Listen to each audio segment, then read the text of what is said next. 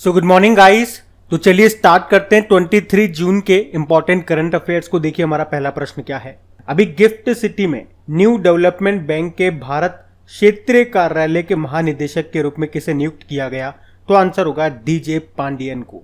आपको याद होगा हम लोगों ने पढ़ा था कि न्यू डेवलपमेंट बैंक ये गिफ्ट सिटी में कार्यालय खोलने वाली पहली बहुपक्षीय यानी कि मल्टीलेटरल एजेंसी बन गई है और अभी इसने डॉक्टर डीजे पांडियन को अपने भारत क्षेत्रीय कार्यालय के महानिदेशक के रूप में नियुक्त किया है। तो ये प्रश्न इंपॉर्टेंट है।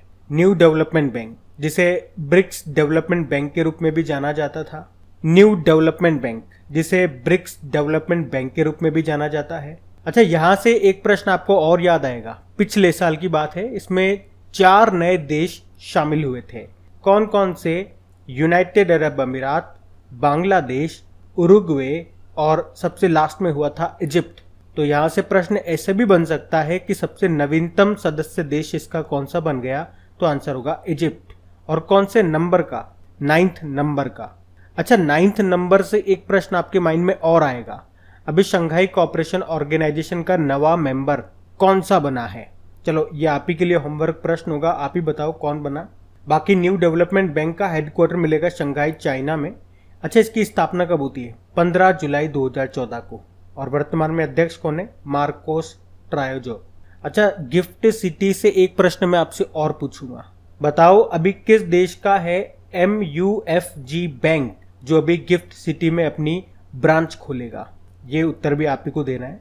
बाकी आप जानते हो अभी मनरेगा लोकपाल बने थे NJ ओझा, नीति आयोग के नए उपाध्यक्ष बने डॉक्टर सुमन के बेरी और जियोलॉजिकल सर्वे ऑफ इंडिया के अध्यक्ष कौन बने? Doctor S Raju. अब जियोलॉजिकल को जूलॉजिकल से कंफ्यूज मत कर देना, क्योंकि अभी जियोलॉजिकल सर्वे ऑफ इंडिया की पहली महिला अध्यक्ष बनी थी कौन? धृति बनर्जी। ये सब याद रखना। बढ़ते आगे।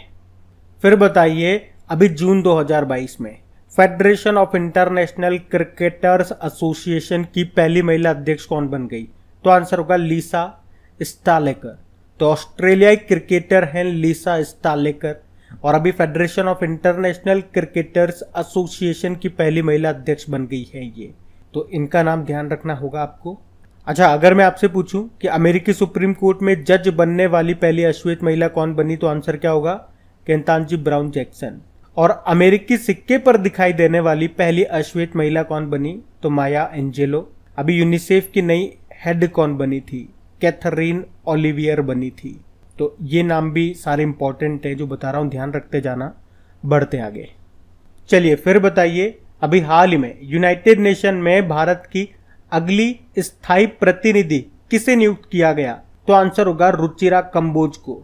तो वरिष्ठ राजनयिक रुचिरा कंबोज, वैसे ये वर्तमान में भूटान में भारत की राजदूत है, एम्बेसडर है, लेकिन अभी इनको न्यूयॉर्क में संयुक्त राष्ट्र यूनाइटेड नेशन में भारत के अगले स्थायी प्रतिनिधि के रूप में नियुक्त किया गया है। तो इस तरह से वे अब संयुक्त राष्ट्र में भारतीय राजदूत के रूप में TS तिरुमूर्ति का स्थान लेंगी। TS तिरुमूर्ति, आपको ये नाम जरूर याद होगा। और अब उनकी जगह आ गई है रुचिरा कंबोज। तो इनका नाम आपको जरूर याद रखना है। पहले बात करते हैं ए मणिमेखलाई की। यह भी यूनियन बैंक ऑफ इंडिया की पहली महिला MD CEO बनी थी। चलो बताओ, अभी आर्मी के एविएशन विंग में शामिल होने वाली पहली महिला अधिकारी कौन बनी? तो आंसर होगा अबुलाशा बराक। और जवाहरलाल नेहरू यूनिवर्सिटी की पहली महिला वाइस चांसलर कौन बनी? शांति श्री धुलीपुड़ी पंडित बनी। अच्छा, आप कहोगे संयुक्त राष्ट्र के बारे में, यूनाइटेड नेशन के बारे में बताइए। तो स्थापना होती है 24 अक्टूबर 1945 को और इसका हेडक्वार्टर है न्यूयॉर्क में और उसके सेक्रेटरी जनरल है एंटोनियो गुतेरेस, जो कि खुद पुर्तगाल से हैं। अच्छा, क्या अभी आपको याद है अभी under secretary general of United nation कौन बनी थी? तो आंसर होगा रबाब फातिमा। ये बांग्लादेश की है। एक्चुअल में ये यूनाइटेड नेशन में बांग्लादेश के परमानेंट रिप्रेजेंटेटिव हैं रबाब फातिमा। और अभी रामकृष्ण मुक्काविल्ली का नाम आपको याद होगा। अभी संयुक्त राष्ट्र ग्लोबल कॉम्पैक्ट के द्वारा मान्यता प्राप्त करने वाले ये पहले भारतीय बने थे। और अभी संयुक्त राष्ट्र के सलाहकार बोर्ड में किसे शामिल किया गया था? तो आंसर होगा जयति घोष को। और अभी यूनाइटेड नेशन डेवलपमेंट प्रोग्राम ने इंडिया यूथ क्लाइमेट चैंपियन के रूप में किसे घोषित किया था? तो आंसर होगा प्राजक्ता कोली को। तो ये सारे पॉइंट्स ध्यान रखना। बढ़ते आगे। फिर अगला प्रश्न आपका है, अभी हाल ही में वर्ल्ड हाइड्रोग्राफी डे ये कब मनाया गया? तो आंसर होगा 21 जून को। तो हर साल 21 जून को वर्ल्ड हाइड्रोग्राफी डे के रूप में मनाया जाता है। तो हाइड्रोग्राफर्स के काम और हाइड्रोग्राफी के महत्व को प्रचारित करने के लिए इसे अंतरराष्ट्रीय हाइड्रोग्राफिक संगठन के द्वारा मनाया जाता है। और इस बार थीम क्या है इसकी? Hydrography contributing to the United Nation Ocean Decade. अच्छा, आपको पता है जब भी कोई इंपॉर्टेंट डे वाला क्वेश्चन आता है उस महीने के सारे इंपॉर्टेंट डेज को मैं आपको बार बार रिवाइज कराता हूं ताकि वो आपको याद रहे। तो अभी आप क्या काम करो, 2 मिनट के लिए वीडियो को पॉज करो। जून में जितने भी इंपॉर्टेंट डेज आपको याद है या जो भी हमने पढ़े हैं उनको कमेंट बॉक्स में टाइप करने की कोशिश करो और फिर आप नोटिस करो कि आप कहां पे अटक रहे हो। उससे आपको आपकी कमी पता लगेगी और आप अपने अंदर सुधार ला पाओगे। चलिए आप लिखिए, हम बढ़ते आगे। फिर बताइए, अभी हाल ही में किस देश की महिला कुश्ती टीम ने अंडर 17 एशियाई चैंपियनशिप को जीत लिया? तो आंसर होगा भारत। तो भारत की महिला कुश्ती टीम ने अभी अंडर 17 एशियाई चैंपियनशिप का खिताब जीत लिया है। और अगर आप पूछोगे ये हुआ कहां पे, तो किर्गिस्तान के बिश्केक में यह हुआ। इसमें भारत 8 गोल्ड, 1 सिल्वर और 1 ब्रोंज के साथ टॉप पे रहा। सेकंड पे जापान है और तीसरे पे है मंगोलिया। अच्छा, यहाँ पे एक प्रश्न मैं आपसे पूछूंगा, बताओ रेल मंत्रालय ये किस देश में सबसे बड़ी कुश्ती अकादमी बनाएगा? Wrestling academy. तो आंसर होगा किशनगंज, दिल्ली में। आपको याद होगा टोक्यो ओलंपिक 2020 में कुश्ती में हमारे पास 2 मेडल आए थे। कौन कौन लेकर के आए थे? एक तो रवि दहिया सिल्वर लाए थे और बजरंग पूनिया ब्रोंज मेडल लेकर के आए थे। अब ओलंपिक से एक प्रश्न मुझे और याद आ रहा है, बताओ ओलंपिक में पदक जीतने वाली पहली भारतीय महिला कौन बनी? तो आंसर होगा कर्णम मल्लेश्वरी। सन 2000 के सिडनी ओलंपिक में ब्रोंज जीता था। ये एक वेट लिफ्टर थी और अभी इनका नाम करंट अफेयर्स में भी है कि दिल्ली स्पोर्ट्स यूनिवर्सिटी की पहली वाइस चांसलर बनाया गया इनको। अब एक और प्रश्न बताओ, ये तो हमने बात कर लिया ओलंपिक में पदक जीतने वाली पहली भारतीय महिला, लेकिन अगर आपसे पूछें कि ओलंपिक में पदक जीतने वाले पहले भारतीय कौन बने, तो आंसर होगा केडी जाधव। ये पहलवान थे, पहलवानी में कुश्ती में इन्होंने ब्रोंज मेडल जीता था 1952 के हेलसिंकी ओलंपिक में। चलो एक और करंट अफेयर्स का प्रश्न आपसे पूछता हूँ। अभी एशियाई कुश्ती चैंपियनशिप 2022 का आयोजन हुआ था मंगोलिया के कैपिटल उलन बटर में। वहां पे भारत अगर पदक तालिका में बात करोगे तो 5वें स्थान पे रहा था। टोटल 17 मेडल जीते थे जिसमें से 1 गोल्ड था। आपको यही बताना है कि वो गोल्ड किसने जीता था। तो आंसर होगा रवि कुमार दहिया ने 57 किलोग्राम कैटेगरी में गोल्ड जीता था और उसमें पदक तालिका में भारत 5वें स्थान पे था, तो पहले स्थान पे जापान था। अच्छा, क्या आप मुझे बताओगे कि ओलंपिक में कुश्ती में पदक जीतने वाली एकमात्र महिला खिलाड़ी है, क्या नाम है उनका? तो आंसर होगा साक्षी मलिक। 2016 के रियो ओलंपिक में पदक जीता था उन्होंने। तो ये काफी सारे इंपॉर्टेंट पॉइंट्स मैंने आपको बताए, इनको ध्यान रखना। आप बढ़ते आगे।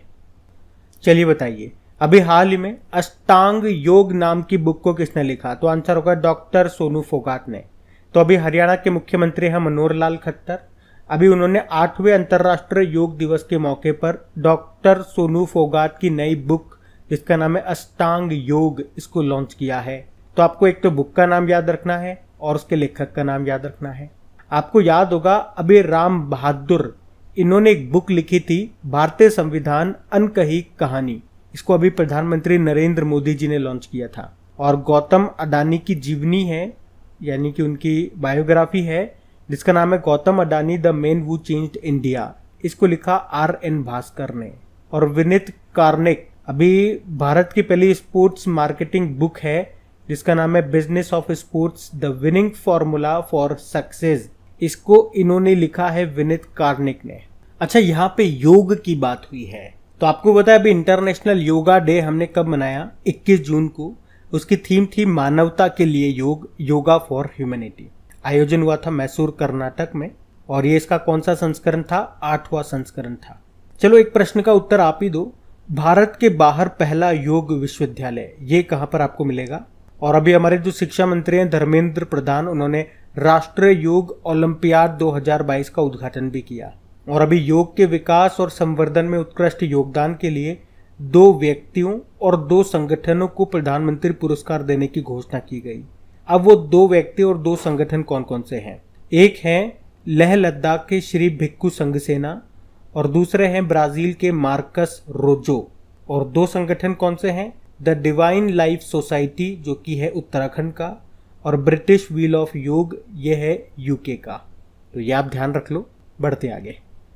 चलिए बताइए, जून 2022 में किस देश के खुसगुल झील राष्ट्रीय उद्यान को यूनेस्को के बायोस्फीयर रिजर्व के विश्व नेटवर्क में शामिल किया गया? तो आंसर होगा मंगोलिया। तो मंगोलिया के खुसगुल झील राष्ट्रीय उद्यान को यूनेस्को के बायोस्फीयर रिजर्व के वर्ल्ड नेटवर्क में शामिल किया गया है। और ये जो खुसगुल झील है ये रशियन सीमा के पास उत्तरी मंगोलिया के खुसगुल प्रांत में स्थित है, जिसमें मंगोलिया का लगभग 70% ताजा पानी, या यूं कह दे दुनिया के कुल ताजे पानी का 0.4% हिस्सा है। और इस तरह से मंगोलिया से अब तक कुल 9 साइटों को नेटवर्क में पंजीकृत किया जा चुका है। अच्छा, यूनेस्को के बारे में हम चर्चा करेंगे, उससे पहले मंगोलिया के बारे में जान लो। कैपिटल इसकी उलानबाटर है, करेंसी है मंगोलियन टोगरोग।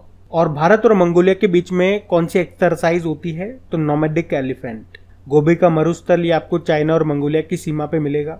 और अभी 2-3 दिन पहले हमने पढ़ा था कि महिला शांति और सुरक्षा सेमिनार का आयोजन ये मंगोलिया में ही किया गया था। यह एक लैंड लॉक कंट्री है। अब यूनेस्को की बात करते हैं तो इसका फुल फॉर्म होता है United Nation Educational and Scientific Cultural Organization. Headquarter मिलेगा पेरिस फ्रांस में और इसके डायरेक्टर जनरल है ऑड्रे अज़ौले। तो ध्यान रखना ये। बढ़ते आगे। चलिए फिर बताइए, अभी जून 2022 में one nation one ration card योजना को लागू करने वाला 36वां राज्य कौन सा बन गया? तो आंसर होगा असम। तो असम राज्य ये one nation one ration card योजना को लागू करने वाला 36वां राज्य बन गया है। और इसके साथ ही one nation one ration card योजना सभी 36 राज्यों और केंद्र शासित प्रदेशों में सफलतापूर्वक लागू की जा चुकी, जिससे पूरे देश में खाद्य सुरक्षा पोर्टेबल हो गई।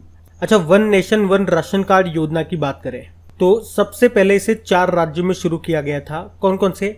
महाराष्ट्र, गुजरात, आंध्र प्रदेश और तेलंगाना में। और इसका उद्देश्य क्या है? जो भी लाभार्थी है, मतलब जिनके पास भी राशन कार्ड है, तो वे कहीं से भी किसी भी राज्य से राशन कार्ड दिखा करके अपने हिस्से का अनाज ले सकते हैं। अब बात यहाँ पे असम की है, तो ये रहा मैप में असम।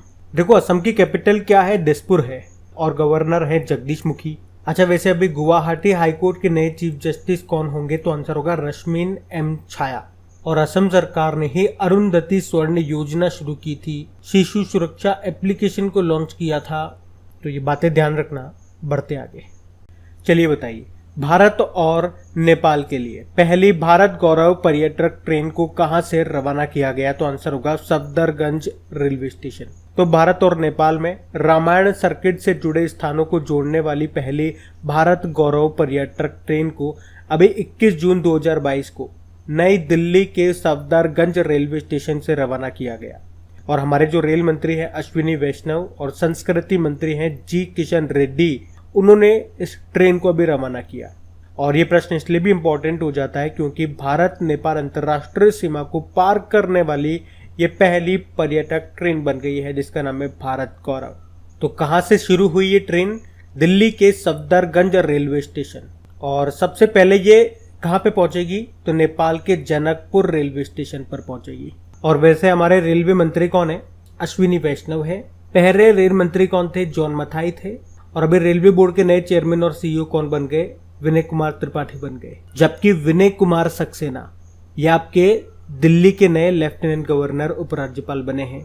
अच्छा, अगर मैं आपसे पूछूं भारत की 100वीं किसान रेल ये कहां से कहां चली थी? पश्चिम बंगाल के शालीमार रेलवे स्टेशन से महाराष्ट्र के संगोला रेलवे स्टेशन तक। और पहली किसान रेल चली थी महाराष्ट्र के देवलाली रेलवे स्टेशन से बीकानेर के दानापुर रेलवे स्टेशन तक। और अगर पूछे दक्षिण भारत की पहली और देश की दूसरी किसान रेल ये कहां से कहां चली थी? तो आंध्र प्रदेश के अनंतपुर रेलवे स्टेशन से दिल्ली के आदर्श नगर रेलवे स्टेशन तक। अच्छा, एक मुझे नाम बताओ अभी, वो पहले रेलवे अधिकारी हैं आयरन मैन ट्रायथलॉन को पूरा करने वाले, उनका नाम क्या है? श्रेयस होसुर है। और बताओ अभी अपना जैव विविधता रजिस्टर पाने वाला पहला मेट्रो स्टेशन कौन सा बना? तो आंसर होगा कोलकाता। और अगर आपसे पूछे कि भारतीय रेलवे ने भारत का पहला स्वदेशी हाइपरलूप विकसित करने के लिए किस आईआईटी के साथ समझौता किया? तो आंसर होगा IIT मद्रास। तो ये सारी बातें ध्यान रखना, बढ़ते आगे। चलिए बताइए, अभी प्रधानमंत्री नरेंद्र मोदी ने किस राज्य में पुनर्निर्मित श्री कालिका माता मंदिर का उद्घाटन किया? तो आंसर होगा गुजरात। तो अभी प्रधानमंत्री नरेंद्र मोदी जी ने गुजरात के पंचमहल जिले के पावागढ़ हिल में पुनर्निर्मित श्री कालिका माता मंदिर का उद्घाटन किया। आपको बता दूं कि इस राजसी महाकाली मंदिर का जो गर्भगृह है वो सोने से बना हुआ है। ये इस क्षेत्र के सबसे पुराने मंदिरों में से एक है और यहाँ बड़ी संख्या में तीर्थ यात्री आते हैं। अच्छा, अब आपको बताना है कि अभी नरेंद्र मोदी जी ने कहां पर जगत गुरु श्री संत तुकाराम महाराज शिला मंदिर का उद्घाटन किया? तो आंसर होगा पुणे में। और अभी आपको याद होगा संस्कृति मंत्रालय ने 12 ज्योतिर्लिंग और धाम के दर्शन के लिए एक वेबसाइट लॉन्च की थी जिसका नाम है टेम्पल 360 डिग्री। तो आपको ये बातें भी ध्यान रखनी है, बढ़ते आगे। चलिए बताइए, अभी जून 2022 में फिनलैंड के कुओर्टेन खेलों में नीरज चोपड़ा ने कौन सा पदक जीता? तो आंसर होगा स्वर्ण पदक। तो अभी ओलंपिक चैंपियन है नीरज चोपड़ा, जिन्होंने फिनलैंड के कुओर्टेन खेलों में गोल्ड जीता है। कितनी दूर भाला फेंक कर? 86.69 मीटर। और अभी आपको याद हो तो फिनलैंड में ही पावो नुर्मी खेल हुए थे, उसमें भाग लेते हुए 89.30 मीटर का नया नेशनल रिकॉर्ड बनाया था नीरज चोपड़ा ने। उसमें उन्होंने सिल्वर मेडल जीता था। और नीरज चोपड़ा ने टोक्यो ओलंपिक 2020 में गोल्ड जीता था। कितनी दूर भाला फेंका था उसमें? 87.58 मीटर। और ओलंपिक में गोल्ड जीतने वाले ये पहले भारतीय एथलीट हैं। इन्हीं के नाम पे भाला फेंक दिवस मनाया जाता है 7 अगस्त को। और खेलों में उत्कृष्टता के लिए परम विशिष्ट सेवा पदक इनको मिला। पद्म श्री 2022 अभी मिला था इनको। इनके ऊपर एक बुक भी लिखी गई है, गोल्डन बॉय नीरज चोपड़ा। किसने लिखी? नवदीप सिंह गिल ने। और टाटा AIA लाइफ इंश्योरेंस और गुड डॉट के ये ब्रांड एम्बेसडर बने। और आपको याद होगा Laureus World Breakthrough of the Year award के लिए अभी किस भारतीय खिलाड़ी को नॉमिनेट किया गया था? तो यही है वो नीरज चोपड़ा। याद रखना, इन्हें नॉमिनेट किया गया था, इन्हें अवार्ड मिला नहीं था। तो फिर मिला किसे था? MR राधुकानु को, टेनिस प्लेयर है।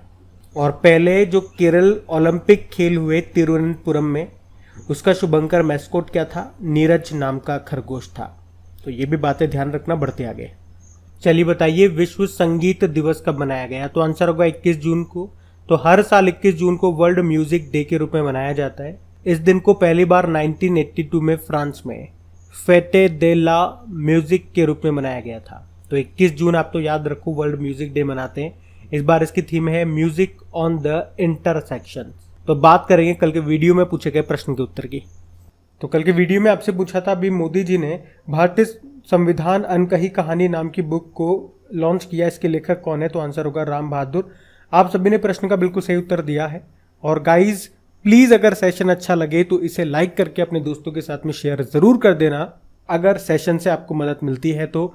और आपकी प्रैक्टिस के लिए इन सभी का क्विज बना करके अपलोड कर दिया आपके करियर एग्जाम एप्लीकेशन पे। वहीं पे आपको इसकी PDF भी मिल जाएगी। और मैं आपको बता दूं, इन सभी क्वेश्चंस का क्विक रिवीजन अगर आप करना चाहते हैं 3 से 4 मिनट के अंदर, तो इसका ऑडियो मैंने बना दिया है। तो हर क्वेश्चन के जो भी इंपॉर्टेंट पॉइंट्स है वहां पे बताया गया है, तो उसे सुन करके आप इन क्वेश्चंस का क्विक रिवीजन कर सकते हैं। ऑडियो का लिंक आपको नीचे डिस्क्रिप्शन बॉक्स में मिल जाएगा। अब ये रहा आज का आपका होमवर्क प्रश्न।